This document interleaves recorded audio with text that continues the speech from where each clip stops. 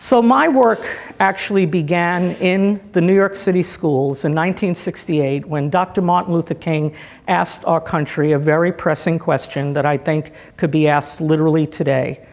Where do we go from here? Chaos or community? That was in 1968, by the way, when I was too young to vote for the President of the United States, and there were 37 kids in front of me. And by then, the 1990s, and I stayed in education, by the way, as a teacher, assistant principal in the New York City schools, and then going to the Central Board of Education in the area of curriculum. At that point, we were losing a classroom full of children to violence. Not dissimilar, again, to the discussion we're having here. And when things begin to tip in certain ways, then the opposite of how to begin to balance that has the potential of coming forth.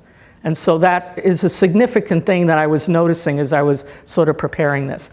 In the midst of that, as early as 1985, many of us began to figure out, well, are there some skills we could teach kids that are beyond the academics that, some of us were calling conflict resolution skills. We weren't calling it social and emotional learning, by the way, at that point, even though I say those words here. I'm happy to say we were on that, but that was a complete intuitive thing. Are there skills we can begin to teach kids about managing their emotions, about connecting with others, about empathy, about all of those things? And several efforts began in the late 80s, early 90s. And this one, which I co-founded, was one of the examples of that. But then something really interesting happened. I think if you were doing a life script, sometimes you could see how one event leads to so much else. There was the first shooting in a New York high school in 1993. And I was the highest ranking official that was supposed to go to those things and deal with them. And it was my own alma mater, Thomas Jefferson High School. A teacher had been shot and critically wounded, and 2 kids were killed. First time in the United States that there was a killing inside a public school. And Daniel Goleman, who worked at the New York Times, said to himself, because we've talked since and we're good friends, this may be the time to talk about this concept he was working with.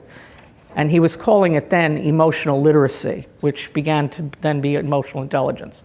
And since he was the writer of the New York Times, this is what was on the front page the next day. He began to talk to me on a phone, and I thought maybe in the future he will come and visit. And these were actually faxed to him, these peace pledges that kids were already doing. And to me, it's similar to what we do now, like state your intention of the week, and here were kids doing that, what they're wanting to do. Some of you in the audience also knew Rachel Kessler. She was in the same article, and that's how we got connected too. So that was in 93, and then it started to speed up in this field. And when Dan Goleman came out with his book, Emotional Intelligence, it really had a huge effect on education in particular. And he defined what emotional intelligence was. And by the way, I would like to say, for those of you, I am moving fast through the slides, and it's not so you can't copy them, because I'm going to be giving them for you to have access to. So not to worry, but if you enjoy writing while you're hearing, and that's fine too. But I just wanted to say that, because I am moving more quickly and knowing that, while you can't read that whole slide, and I'm aware of that. So it was significant that Dan Goleman put out that book, and we began to see the effect of the emotions on learning. He had a big effect. And by the way, for those of us that are in schools, we know we don't let too many people in the door.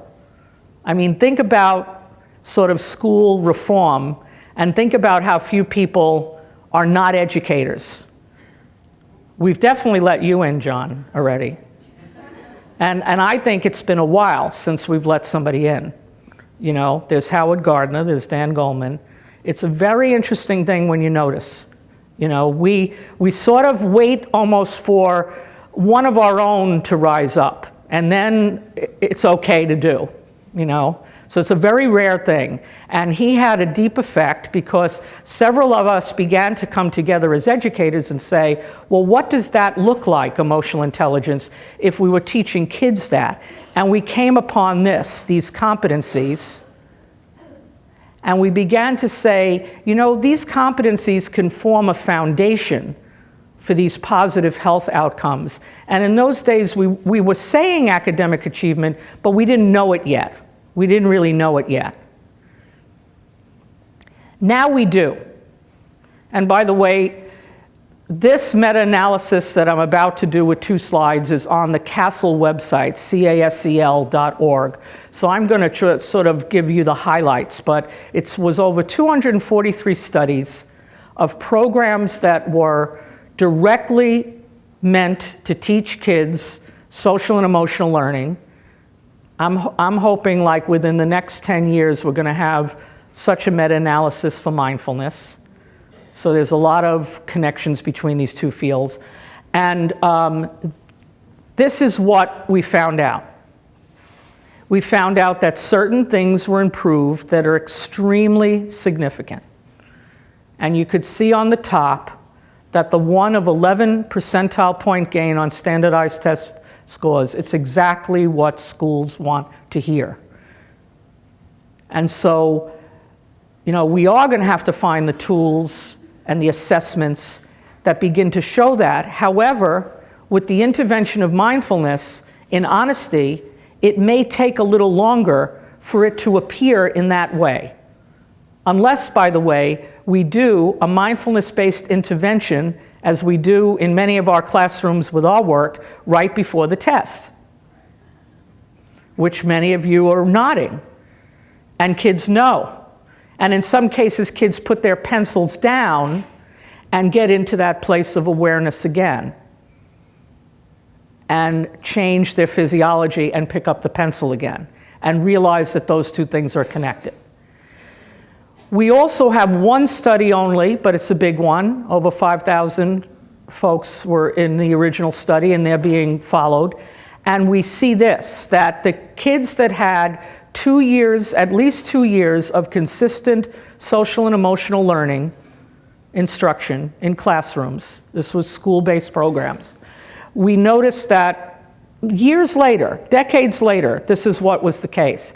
And this is also interesting.